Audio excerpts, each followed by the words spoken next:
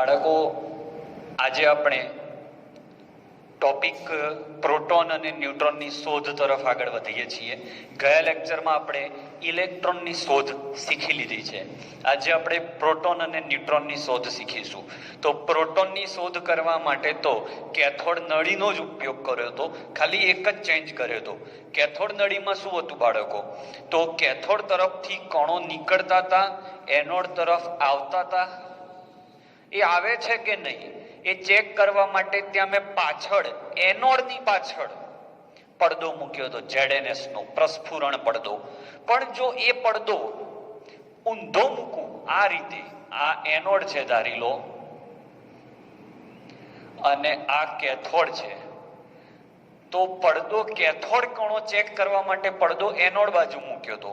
પણ જો હું પડદો આ બાજુ મૂકી દઉં, આમ પ્રસ્ફુરણ પડદો, તો આ બાજુ પણ કણો અથડાવાના ચાલુ થઈ ગયા હતા. એટલે જ્યારે કેથોડ કણો ઉત્પન્ન થતા હતા એ જ સમયે એનોડ એટલે કે કેનાલ કિરણો, એનોડ કિરણો પણ ઉત્પન્ન થતા જ હતા.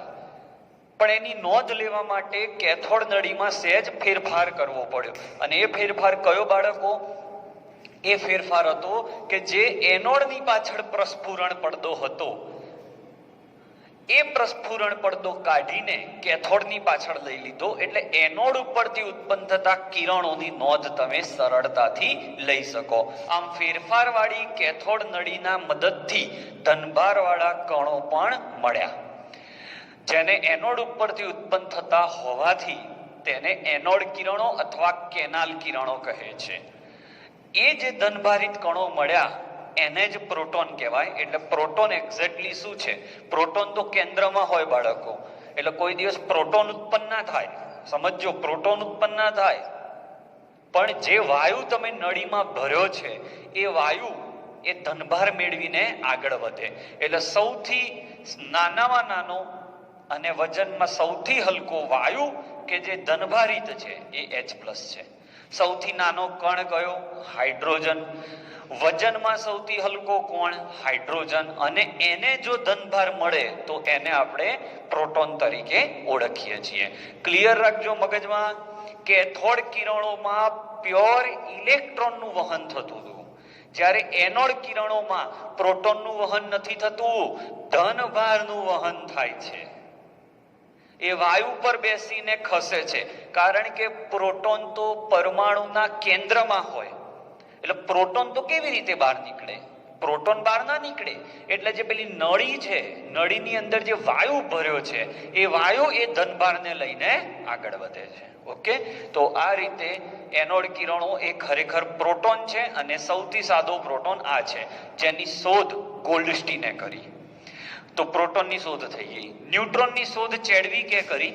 બેરેલિયમના પડદા પર આલ્ફા કણોનો મારો કર્યો તો દળમાં ફેરફાર જોવા મળ્યો અને એના લીધે અહીંયાથી ન્યુટ્રોન ઉત્પન્ન થયા. આલ્ફા કણોનું સાદું રૂપ હિલિયમ 24++, આને આલ્ફા કણ કહેવાય. એ આના પર મારો કરો એટલે બેરેલિયમ અને આલ્ફા કણ વચ્ચે પ્રક્રિયા થાય અને ન્યુટ્રોન ઉત્પન્ન થાય. આમ ન્યુટ્રોન પણ ઉત્પન્ન થયા, પણ ન્યુટ્રોન વીજભારિત નહોતા. આ રીતે પ્રોટોન અને ન્યુટ્રોનની શોધ થઈ. એટલે ઇલેક્ટ્રોનની શોધ આગળ ભણી ગયા. પ્રોટોન અને ન્યુટ્રોનનું આટલું સહેલું નાનકડું જ છે, તો આટલું તમારે જોઈ લેવાનું. હવે જે કેનાલ કિરણો મળ્યા એની લાક્ષણિકતા શું? તો જેમ કેથોડ કિરણની લાક્ષણિકતાઓ હતી એ જ રીતે એનોડ કિરણોની પણ લાક્ષણિકતાઓ છે. તો બંનેને કમ્પેર કરીએ. તો આમાં શું લખ્યું છે? કેથોડ નળીમાં હાજર વાયુ પર આધાર રાખે છે. કોણ? આ બધી વાત કોના માટે કરું છું? એનોડ કિરણો માટે. યાદ કરો, કેથોડ કિરણોમાં શું લખ્યું હતું? કેથોડ કિરણમાં આપણે એવું લખ્યું હતું કે કેથોડ કિરણો એ તે નળીમાં હાજર વાયુ પર આધાર રાખતા નથી. કારણ કે કેથોડ કિરણો એ પ્યોર ઇલેક્ટ્રોન છે, જ્યારે પ્રોટોન એ પ્યોર પ્રોટોન નથી હોતા. એ તો એ નળીમાં હાજર વાયુ જે છે એ વાયુને ધનભારિત કરતા હોય છે. ઓકે, એટલે તે વાયુ પર આધાર રાખે છે. પેલો વાયુ પર આધાર નહોતો રાખતો. બીજું, એનો E/m એટલે વીજભાર ભાગ્યા દળ એ પણ વાયુ પર આધાર નતો રાખતો. આ E/m એ પણ વાયુ પર આધાર રાખે છે. જેમ જેમ વાયુ બદલાશે એમ E/m નું મૂલ્ય બદલાશે. પ્રોટોન એ ખરેખર શું છે? ધનભારિત વાયુ છે. કોઈ પ્લસ પ્રોટોન બહાર નીકળતા જ નથી.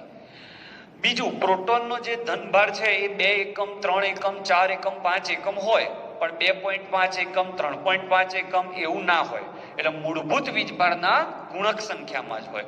મૂળભૂત વીજભાર કયો એ હમણાં ટૂંક સમયમાં કહું છું.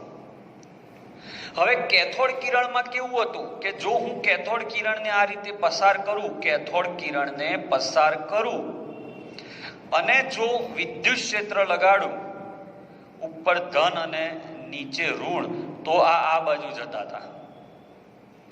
હવે જો આની જગ્યાએ હું એનોડ કિરણ પસાર કરીશ તો એ આ બાજુ જશે. એટલે કેથોડ કિરણથી હંમેશા વિપરીત અસર જોવા મળે છે. ક્લિયર? તો આ લાક્ષણિકતાઓ થઈ. પેલો વાયુ પર આધાર રાખતો નથી. કેથોડ કિરણ આ આધાર રાખે છે. પેલાનો E/m રેશિયો અચળ હોય, આનો E/m રેશિયો નળીમાં હાજર વાયુ પર આધાર રાખે. વાયુ બદલાય તો E/m બદલાય. પ્રોટોન ક્યારેય ઉત્પન્ન થઈ શકતો નથી, પણ એ ધનભાર વાયુને મળે છે. એટલે ધનભારિત વાયુને જ પ્રોટોન કહેવાય છે. આનો વીજભાર એ ગુણક સંખ્યામાં હોય છે. કોના ગુણકમાં? તો મૂળભૂત વીજભારના. મૂળભૂત વીજભાર શું છે? ટૂંક સમયમાં કહું છું. કેથોડ કિરણો વિદ્યુત ક્ષેત્રમાં જેવી અસર અનુભવે છે, એનોડ કિરણો એનાથી વિપરીત અસર અનુભવે છે. તો આટલાનો સ્ક્રીનશોટ લઈ લો, પછી પ્રોટોન, ઇલેક્ટ્રોન, ન્યુટ્રોનને શોર્ટમાં શીખવાડી દો. ચલો બાળકો, હવે જે 3 કણો આપણે ભણ્યા એના દાખલાની અંદર જેટલા દાખલા આવશે એની અંદર આને કેવી રીતે ઉપયોગ કરવો એની ચર્ચા. તો પ્રોટોન, ઇલેક્ટ્રોન અને ન્યુટ્રોન. નામ પ્રોટોન, ઇલેક્ટ્રોન, ન્યુટ્રોન. આ એની સંજ્ઞા છે. આ છે એની સંજ્ઞા. વીજભાર તો પ્રોટોન ધનભારિત, ઇલેક્ટ્રોન ઋણભારિત અને ન્યુટ્રોન તટસ્થ. કેટલો વીજભાર?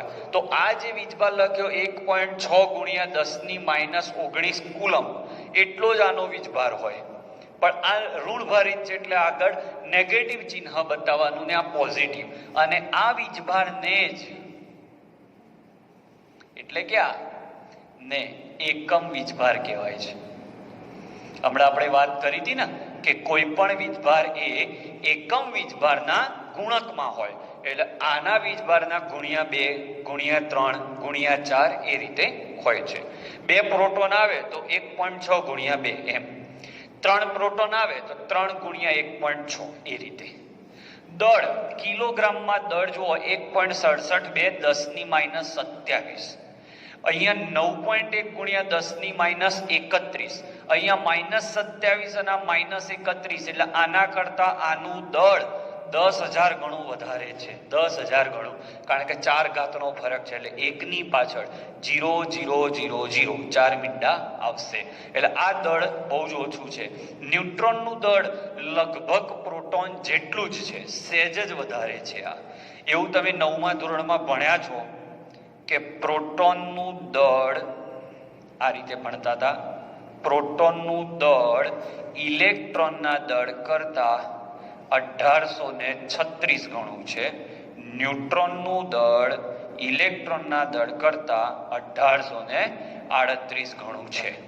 એટલે ત્રાજવું લઈને એક ત્રાજવામાં 1836 ઇલેક્ટ્રોન મૂકો અને સામે એક જ પ્રોટોન મૂકો એટલે આખી ગેમ ઓવર, સરખું થઈ જાય.